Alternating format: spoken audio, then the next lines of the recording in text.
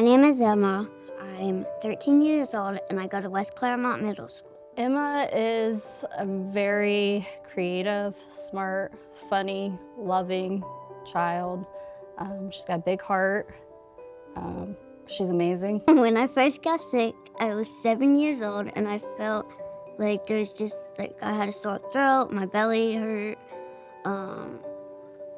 I didn't feel like doing anything. I was exhausted and just tired in general. I just remember them telling me, well, we gotta pack our stuff, we gotta go to the hospital, we need to get you checked out.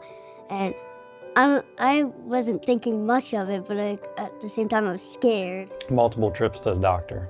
And then finally Holly pushed for a blood test, which really narrowed down what was going on. Sat us down in a room, pretty much just like this, and said, your daughter has leukemia, and we gotta start treatment right away. My official diagnosis was AML, acute myeloid leukemia. It's a type of blood cancer. I think it's a little bit rare.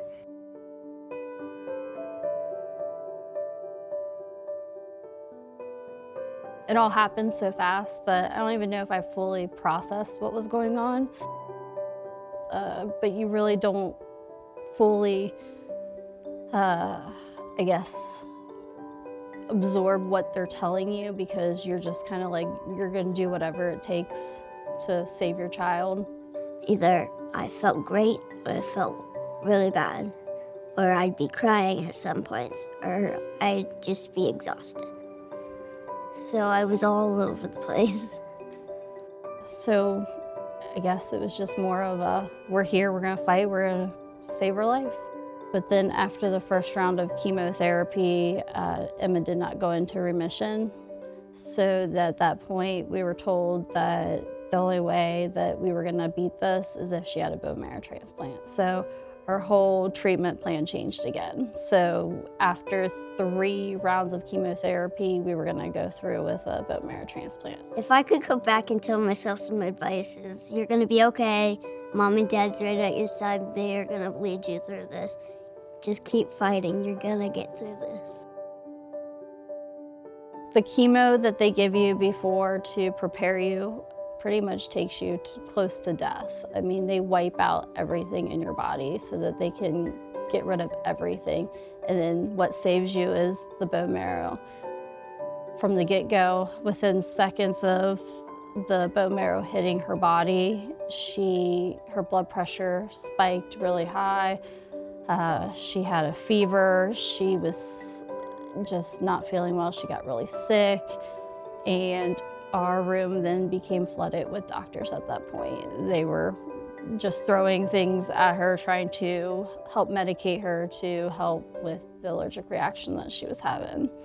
So it was a very rough process.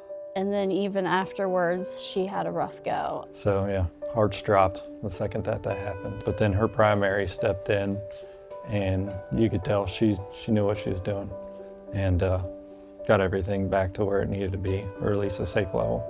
Basically, what graft versus host disease is that her cells that she got from her donor are attacking her body.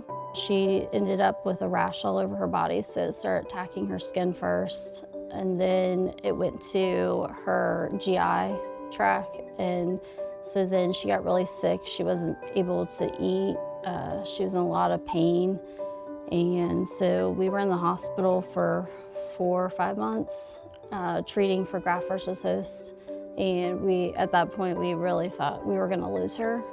She also had graft versus host of the lungs, so she's lost a lot of lung function. She's on oxygen at night.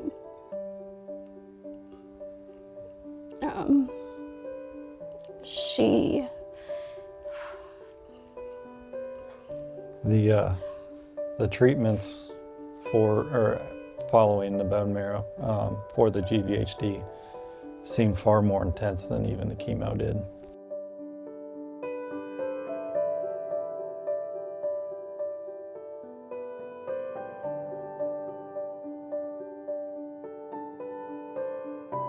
So my hope for patients with AML, like Emma, is that in the future we're going to be able to provide them with more precise, gentler treatments that target their cancer cells and spare their normal cells.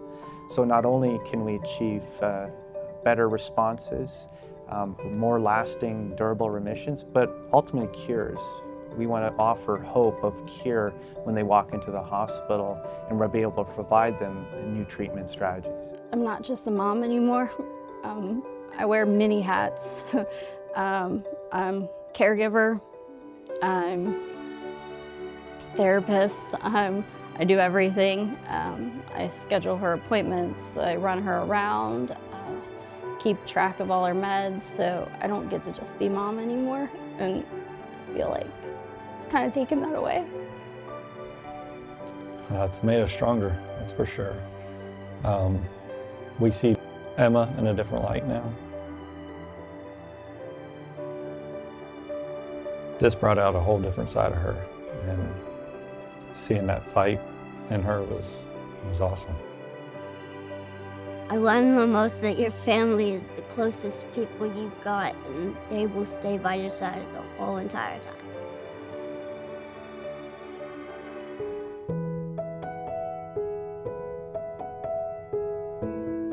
At CancerFree Kids, we do one thing. We work to find gentler and more effective treatments for kids with cancer. We do that by funding early-stage pediatric cancer research that would otherwise go on unfunded, to make sure that bold, novel, and innovative ideas have a chance to breathe and get off the ground and go on to secure more funding and eventually get to our children who need them most. So we've been fortunate enough to receive funding from CancerFree Kids during my time at Cincinnati Children's Hospital, and they supported ideas that were unfortunately rejected by other funding mechanisms, not because the idea wasn't good enough, but it just wasn't mature enough. And CancerFree Kids supported some of these, what I thought were great ideas, and allowed us to launch new projects into different directions. Cancer is difficult no matter what. But for kids, it's even more difficult because the treatment options are just not available like they are in the adult sector. And that's primarily because childhood cancer is not profitable. There's not the R&D investment that gives them the opportunity to develop drugs effectively. And that makes our work even more important because our goal is really to fund that early stage research that will help lift these ideas off of the ground so that they can secure the funding that is available and ultimately get to the bedside. The funding from CancerFree Kids goes directly to research. All of the funding goes to support research, and so the impact is tremendous. And it's just amazing that they're willing to take that chance on these small ideas to make them into something to possibly could become big and change treatment all the way around. So to me, it's amazing. Really makes you think about how big of an impact that they can make. I expect in my lifetime that we're going to be able to cure even more childhood cancers. Certain types of leukemia are achieving incredibly high cure rates. Unfortunately, some of the side effects are harmful and painful for the patients throughout their lifetime. But I'm incredibly hopeful and optimistic in the next 5 to 10 years we're going to be able to cure not only more types of blood cancers, but we're going to do it in such a way that these children are going to live lives without the consequences of the side effects of the treatment that they endured as children. What I know about CancerFree Kids is they raise awareness and money to help kids like me get a cure. I think it's important because I think everybody deserves a chance.